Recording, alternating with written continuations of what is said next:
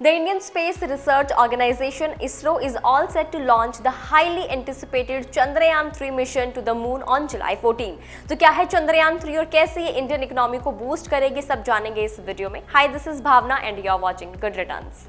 Chandrayaan-3 mission को 14 जुलाई 2023 को दोपहर 2:35 पर श्रीहरिकोटा के सतीश धवन स्पेस सेंटर से लॉन्च किया जाना है। स्पेसक्राफ्ट को लॉन्च व्हीकल मार्क 3 का इस्तेमाल करके लॉन्च किया जाएगा। यह मिशन चंद्रयान-2 की अगली कड़ी है, जिसका प्राइमरी फोकस लूनर सरफेस पे सेफ लैंडिंग के साथ एक्सप्लोरेशन एक्टिविटीज को परफॉर्म करना है और साइंटिफिक एक्सपेरिमेंट्स को कंडक्ट करना है। As I told you, Chandrayaan three Chandrayaan two का फॉलो अप मिशन है, तो ये भी जानते हैं कि क्या डिफरेंस है दोनों में। चंद्रयान-2 में एक ऑर्बिटर, विक्रम लैंडर और प्रज्ञान रोवर था। ऑल्दो ये मिशन अपनी फाइनल स्टेज में आके फेल हो गया था क्योंकि इसरो का लैंडर एंड रोवर के साथ कॉन्टैक्ट लॉस्ट हो गया था। अब अपनी प्रीवियस मिस्टेक से सीखकर ISRO is all set to attempt the landing again in the Chandrayaan three mission.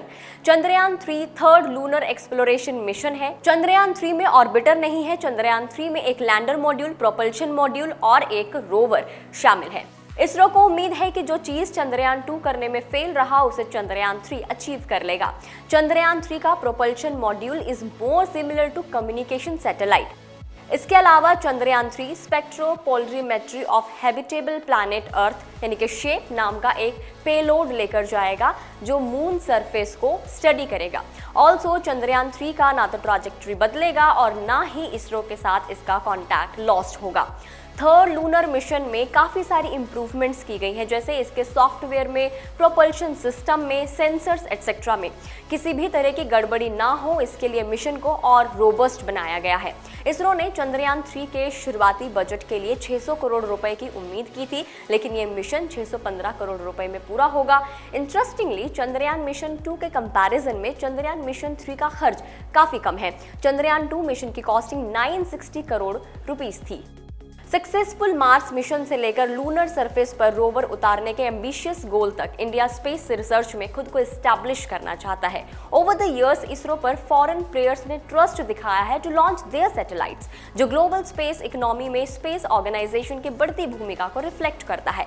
Department of space के लिए बजट डेटा को देखें तो वैल्यूएशन ऑफ स्पेस लॉन्चेस और प्राइवेट प्लेयर्स के लगातार बढ़ना स्पेस सेक्टर में इंडिया की ग्रोथ की तरफ इंडिकेट करता है।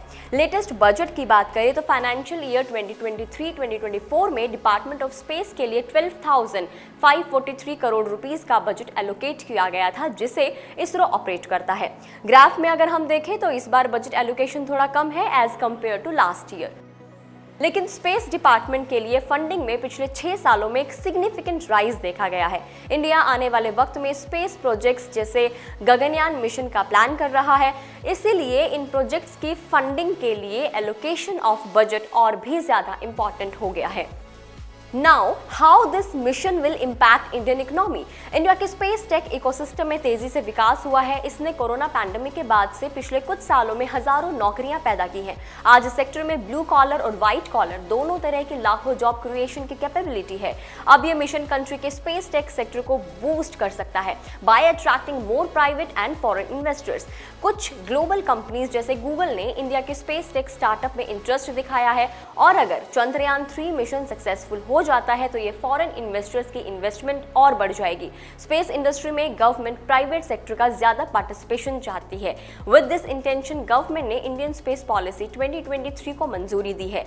ये प्राइवेट सेक्टर के लिए इंडियाज स्पेस सेक्टर में निवेश की संभावनाओं को बढ़ाएगी। As far as Chandrayaan three mission is concern, तो इसकी सक्सेसफुल लैंडिंग भारत के लिए डिसाइसिव इनिशिएटिव होगा।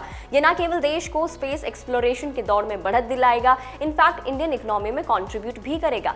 जॉब क्रिएशन से लेकर प्राइवेट इन्वेस्टमेंट में बढ़ोतरी और यहाँ तक कि टेक्नोलॉजिकल एडवांसमेंट तक में चंद्रयान-3 मिशन इंडियन इकोनॉमी के अलग अलग एस्पेक्ट्स को बूस्ट दे सकता है।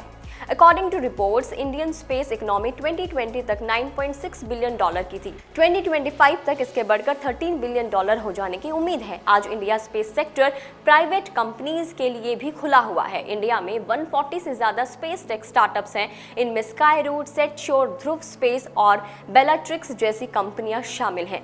ये ऐसी टेक्नोलॉजी बनाने पर काम कर रही हैं which are used in everyday life. ये कंपनियां satellite based phone signal, broadband, OTT से लेकर 5G और सोलर फार्म तक में स्पेस टेक्नोलॉजी का यूज करने के मौके तलाश रही है। अगर चंद्रयान 3 सक्सेसफुल हो जाता है तो इंडिया मून के साउथ पोल पर सॉफ्ट लैंडिंग करने वाला पहला देश बन जाएगा। चांद पर खोज से जुड़ा यह मिशन धरती पर जियोपॉलिटिक्स के लिहाज से भी बहुत ज्यादा इंपॉर्टेंट है। चंद्रयान 3 मिशन की सक्सेस भारत के लिए खेल पलट सकती है। ये स्पेस मिशन में भारत की ताकत को दिखाएगा। अभी तक सिर्फ 3 देशों को चांद पर स्पेसक्राफ्ट को उतारने में सफलता मिली है। ये देश है अमेरिका, रशिया और चाइना। चंद्रयान 3 मिशन सक्सेसफुल हुआ तो भारत भी इस क्लब में शामिल हो जाएगा।